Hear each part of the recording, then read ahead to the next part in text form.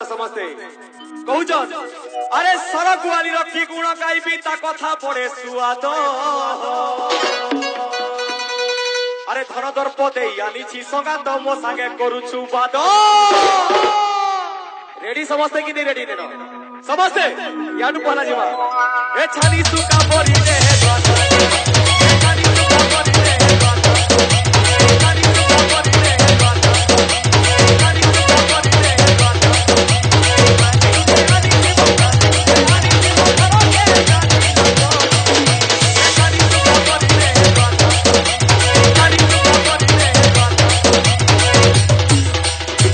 अरे सरक वाली रखी गुण गाइबी ता कथा पड़े सुआद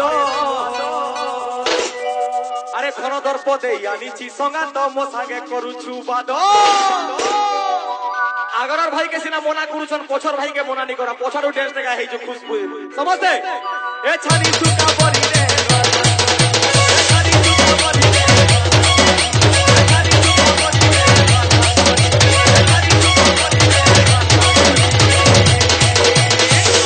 अरे ठिटी टांगरी को तमुना न खाई पुड़िले पेट अरे तोपरा स्त्री को आम परा पुरुष दैव करिछि जुट डीजे